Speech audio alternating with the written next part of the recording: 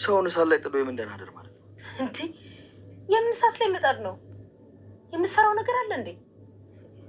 ለምንድን ነው የኔ ነገር ስጠይቅ የደነገጥከው? አይ ማለት ያው እኮ ካወቅከው ነገረኛ ሙቻ አደርኩብሻል። በጣም አንዴ እንኳን አትነቂም። ክንድሽ ተመችቶኝ ነው። ደግሞ ፀጉሬን ስትነካኪኝ ምናምን በስማ ሰከንድ አልፈጀብኝ ውስጠኝ። ትንፋሽሽ ደግሞ በጣም ነው ደስ የሚለው። አመሰግናለሁ። ያንቺው ክንድሽ ይመቻል። ይህን የመሰለ ፀጉር ልትቆርጥብሽ ነበር አይደል? ኧረ ካደበረት እኔ ታቆርጬ እሰጣታለሁ። ለማንኛውም ግን ከዚህ በኋላ ክፍልሽን እየዘጋሽ ተኝሽ። እስቲ ቆይ ከነዚህ ጣቶች የትኛውን አስበልጠሽ ትወጃለሽ? ሁሉንም ወዳቸዋለሁ። አየሽ፣ እናት ወይም አባት ስትሆኚ ልጆችሽን ሳታበላልጪ ትወጃለሽ። ስለዚህ እኔም አንቺን፣ ውሃን፣ ዳጣን ሁላችሁንም እኩል ወዳችኋለሁ። እንዴ አባዬ፣ ለምን ዳጣን የምትወዳት? እሷ ልጅ ናት እንዴ?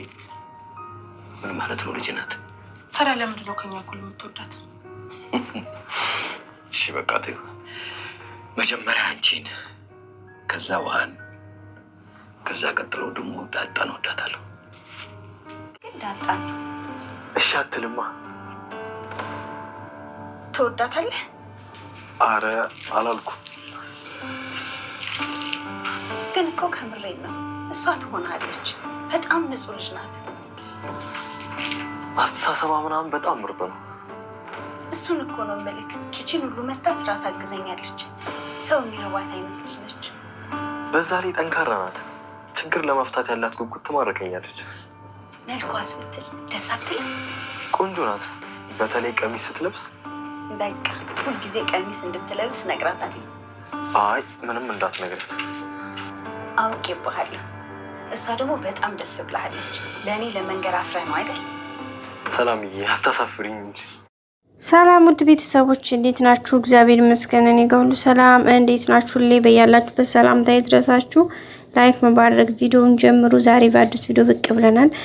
እንግዲህ በዛሬው ክፍል ዳጣና እናቷ ሰላም ማለት ነው እንግዲህ እናትና የልጅ አሪፍ ጊዜ እያሳለፉ ነው ማለት እንችላለን። ማለት ይሄን ያክል በግልጽ በሳይንሳዊ ወይም በነሱ ያወቁት ነገር ባይኖርም ግን ደግሞ በቃ እናትየዋም የሆነ ውስጧ የነገራት ነገር አለ። ዳጣም ደግሞ በጣም ነው በቃ እንድትቀርባት የሆነ በቃ ካጠገቧ እንድትለያት ትፈልግ ማለት ነው። በዛም እንግዲህ ለሊት ክላሷ መታ አጋጣሚ እንግዲህ ከንተና ምጅ አውጥታታለች ማለት ነው። ከዛች ከኤቢ ከዛም በኋላ ሰላምዬ እስኪ አብረን ተኛ ነይ እዚህ ከኔ ጋር ተኝ ነው ያለቻት ማለት ነው። እንግዲህ ሰላም ፈርታ ነበረ። በርግጥ እሺ በቃ ካልሽ ብላ እንግዲህ አብራት ነው ያደረችው። ስታድርም እንግዲህ ቅፍ አድርጋትኝ በቃ ክንዷን አንተርሳት ነው ያደረችው። በቃ ዳጣም እንዴት አይነት ሰላም ያለው እንቅልፍ ተኝታ እንዳደረች በስማማት ተጠይቁ ማለት ነው። እንግዲህ እናትየዋም ደግሞ በጣም ነው በቃ ደስ ያላት የሆነ ጠረንሽ በጣም ነው ደስ የሚለው እያለቻት ነበር። አመሰግናለሁ አለቻት ማለት ነው። ሰላምዬ ክንድሽ ራሱ ሲመች በቃ እኔ እንጃ በቃ ሞቼብሽ አደርኩ እንደላይሽ ላይ እያለች እንግዲህ ዳጣም እየቀለደች ነበረ እና በሚገርም ሁኔታ በቃ የሆነ ነገራቸው ነግሯቸዋል ማለት ነው። እንግዲህ ሰውየውን እናቴ እንኳን በህይወት አለች ወይስ ሞታለች ብላ ስትጠይቀው ዳጣ ለሁሉም ጊዜ ያለው ምንም ምንሽ ነገር የለኝም ተረጋጊ ብሎ ነበር ያላት። እሷም እንግዲህ እሺ ብላ ነው ዝም ያለችው ማለት ነው። ምክንያቱም ድጋሚ እንደዛ ጥያቄ እንዳትጠይቂኝ ለሁሉም ጊዜ ያለው ሰዓቱ ሲደርስ ሁሉንም ነገር ነግርሻለሁ ስላላት ስለዚህ በዛ መልኩ እንግዲህ አባቷ ቆጣ ስላለ ድጋሚ መጠየቅ አልፈለገችም። ታንዲ 2-3 ጠይቀዋለች። ፈቃደኛ ስላልሆነላት በሰዓቱ በጊዜው ጠብቂ ወቅቱን ስላላት ዝም ብላለች ማለት ነው። እንግዲህ በዚህ ቤት ውስጥ ዳጣ በጣም ደስተኛ ሆና ነው ያለችው። እዚህ ቤት በቤተሰቡ በጣም ደስተኛ ነች እሷ ማለት ነው። እንግዲህ አባቷም ምርጥ አባት ነው እውነት ለመናገር። እናትየዋ ኢቭን እንጀራ እናቷ ብትሆንም እሷ ላይ እስካሁን ያው በልጅቷ እንግዲህ በእህቷ በአቤጊ ተንኮል በተለያየ ምክንያት ያው እንደ እናት እንደ አንድ ወላጅ የሚሰማትን ፊሊንግ ተናገረች እንጂ አልፋ ዳጣን ምንም ያለቻት ነገር የለም ማለት ነው። አባትየው እንግዲህ በጣም ደስ ብሎት እሱም ደስተኛ ነው። ዳጣም እንግዲህ ከሚባለው በላይ ደስተኛ ነች። ከዛ በተረፈ ደግሞ እንግዲህ እህቷ ውሃ የምትባለዋ ልጅ በጣም ምርጥ ግልጽ በቃ ፍቅር የሆነች ልጅ ነች ማለት ነው። እንዲሁም ናታን አሁን ያው የቤተሰብ ቤተሰብ አባል ነው እንጂ እነሱ ልጃቸው አይደለም። ግን ቢሆንም በጣም ምርጥና አስተዋይ ጎበዝ ልጅ ነው። ሲቀጥል ደግሞ ከዳጣ ጋር እንግዲህ ያው ፍቅር ገብቶለታል እንዳያችሁት።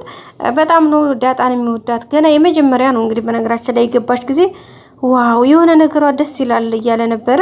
እንግዲህ እንዲህ ምን ሆነች እብድ የመሰለች እብድ አይደለች እንዴች የተንጨማረረች አለባበሷ ያምር ምኗ ያምራል እያሉት ነበረ። እንግዲህ እናትና ልጅ ግን ብቻ ላቅም የሆነ ነገሯ ደስ የሚል ነገር አላት እያለ ነበረ።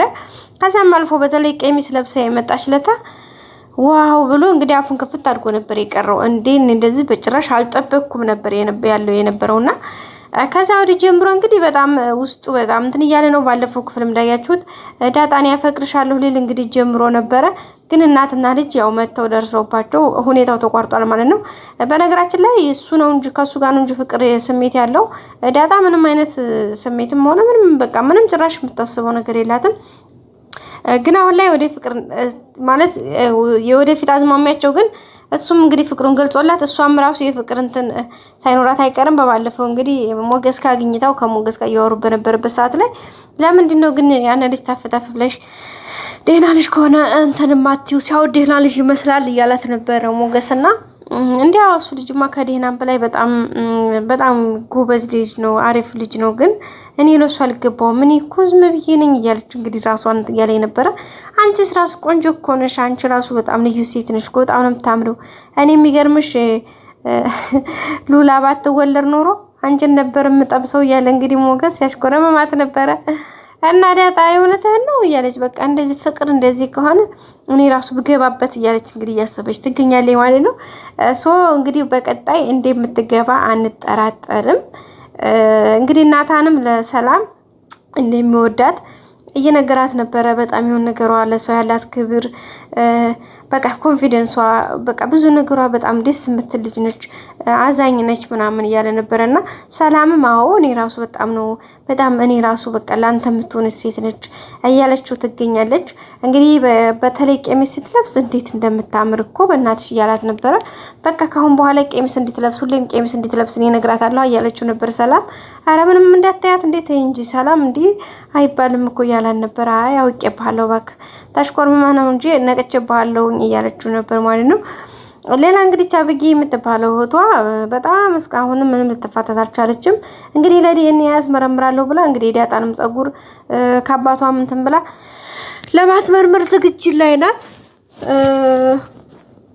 ግን ብር አልነበራትም እና ለዛ ለማስመርመሪያ እንግዲህ ከአባቷ ብር መቀበል ፈልጋ እንግዲህ አባቷን ከኔና ከውሃ ማን ነው የምትወደው ከዛስ እኔን እኮ አትወደኝም ምናምን እያለች እንግዲህ እየተላላመጠች መጨረሻም ብር ስጠኝ ብለው ነበረ።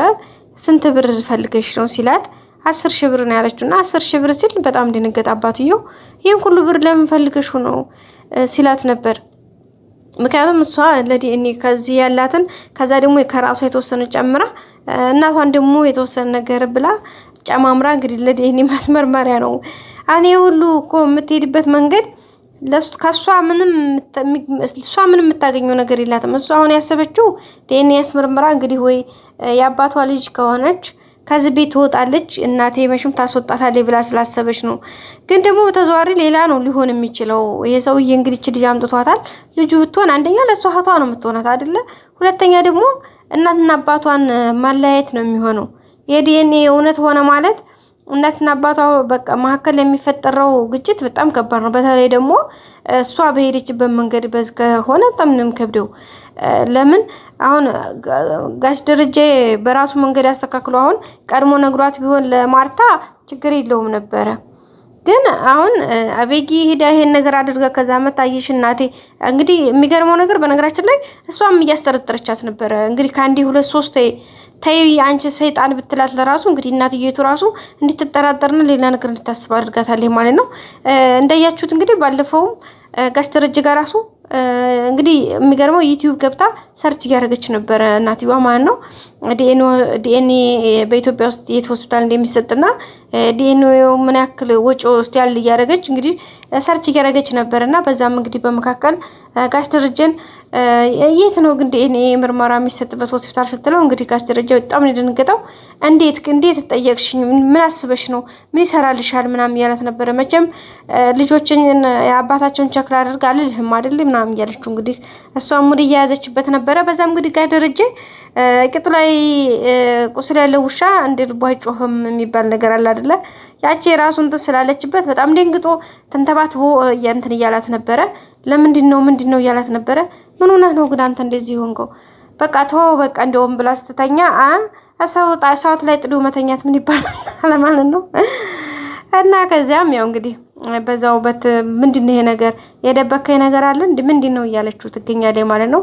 ውድ ቤተሰቦቼ በቀጣይ ክፍል በአዲስ ቪዲዮ እስከምንገናኝ ላይክ እያደረጋችሁ ቤተሰብ ሁኑ፣ ሰብስክራይብ አድርጉ። እስከመጨረሻው ማየት ሀሳብ አስተያየታችሁን አስቀምጡልኝ። በቀጣይ ክፍል በአዲስ ቪዲዮ እንገናኝ። መልካም ቆይታ